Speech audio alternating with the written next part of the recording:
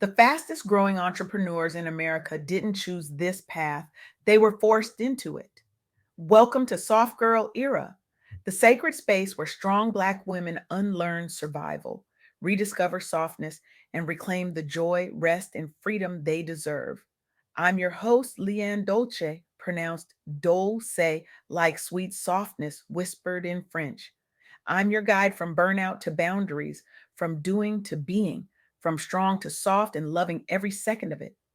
Today, I had the profound honor of sitting down with Tiffany Mathews, a visionary leader whose work is reshaping how we understand resilience, entrepreneurship, and the quiet revolution happening right now among Black women across this country.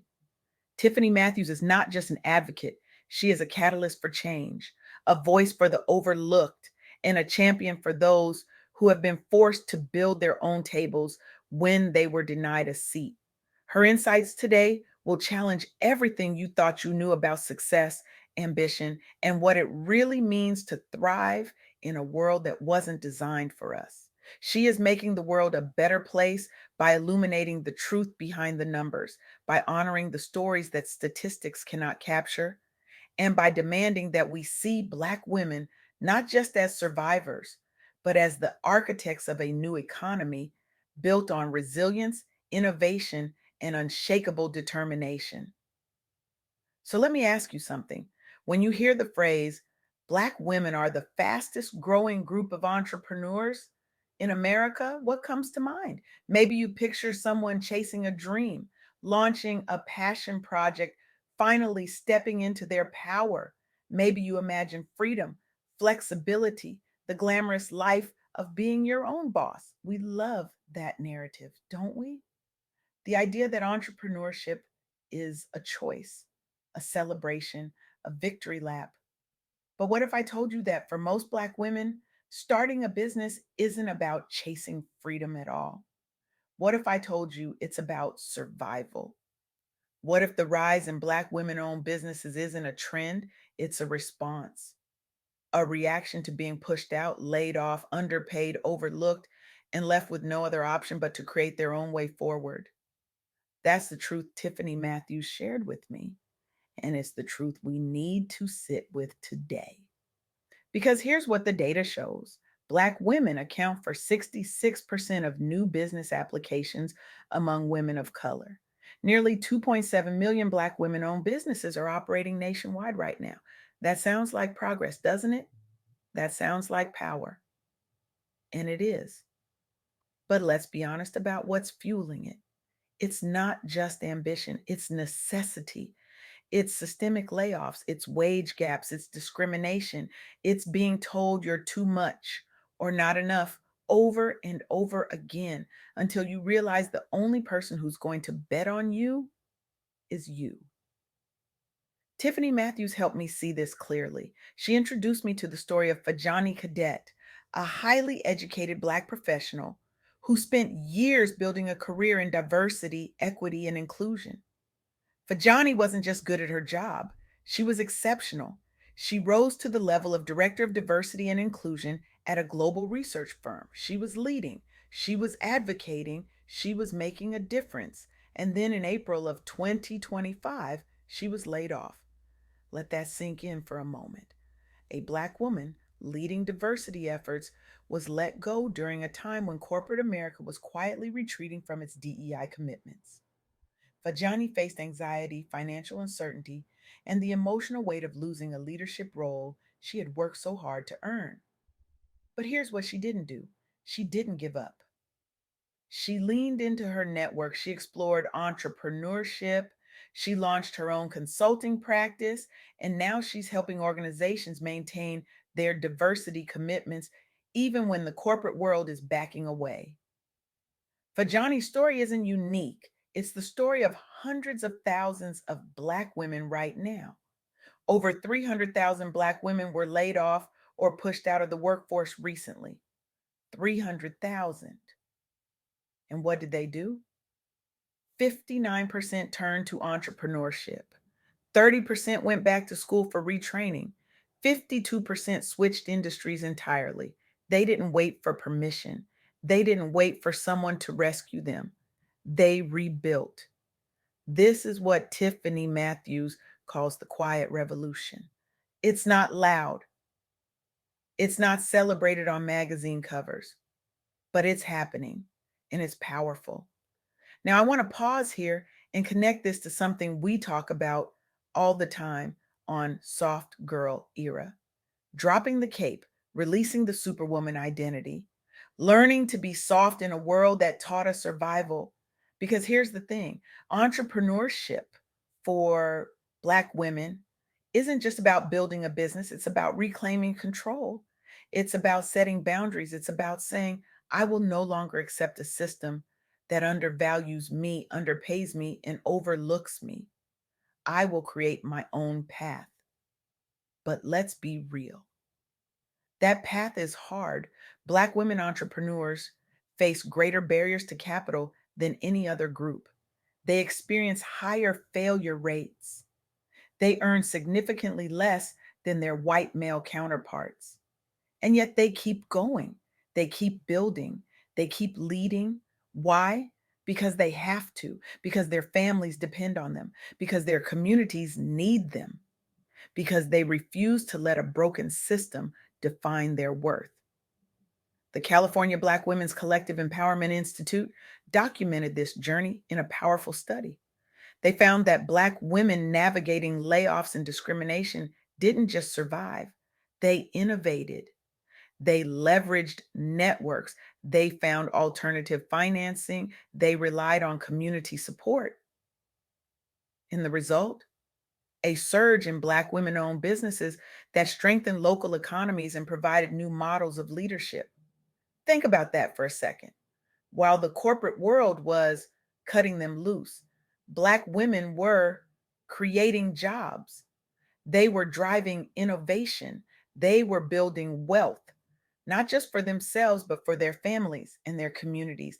That's not just resilience, that's revolution. And here's where it gets even more profound. Tiffany Mathews reminded me that building a business as a Black woman is never just about personal success.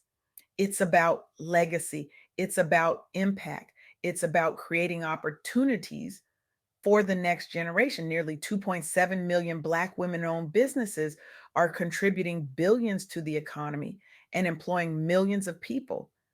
These businesses are strengthening families, they're uplifting communities, they're setting new standards for what leadership looks like. So when we talk about the soft girl era, when we talk about learning to be soft in a world that taught us survival, we're not talking about giving up.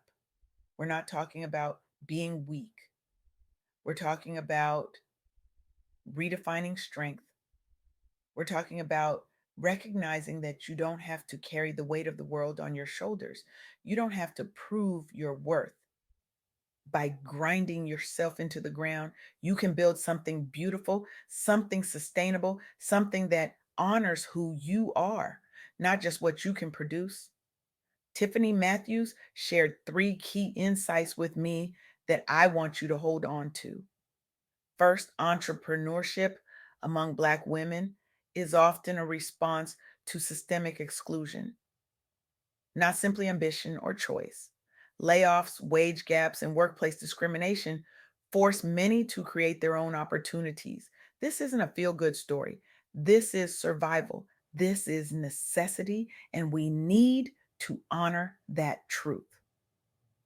Second, despite facing greater barriers to capital advancement and stability, Black women continue to rebuild, innovate, and lead, fueling community resilience and economic growth. They're not waiting for the system to change, they're changing the system. They're creating new pathways, they're rewriting the rules. And third, building a business as a Black woman is not just about personal success, it's about creating jobs, strengthening families, and uplifting entire communities. The impact extends far beyond the individual, it's generational, it's transformational, it's sacred. Now, I know some of you listening right now are in the thick of it. You're navigating a layoff, you're dealing with financial uncertainty, you're wondering if you have what it takes to start over. And I want you to hear this. You do. You absolutely do. because you've already survived so much, you've already carried so much, and now it's time to put down the cape. It's time to build something that honors you. It's time to step into your soft girl era, not by doing less, but by doing what matters most. But here's the part we can't ignore. This revolution, this surge in Black women owned businesses is happening in spite of the system, not because of it. And that should make us angry. It should make us uncomfortable. It should make us ask hard questions. Why are Black women being forced to choose between survival and entrepreneurship? Why are they being pushed out of corporate America at alarming rates while simultaneously being celebrated for their entrepreneurial spirit? Why are we applauding their resilience without addressing the systemic failures that made resilience necessary in the first place? These are the questions Tiffany Mathews is asking. These are the questions we all need to be asking. Because the truth is, Black women shouldn't have to be superheroes. They shouldn't have to rebuild from scratch every time the system fails them. They shouldn't have to carry the weight of economic inequality on their shoulders while also being told to smile, stay strong, and keep going. They deserve better. We deserve better.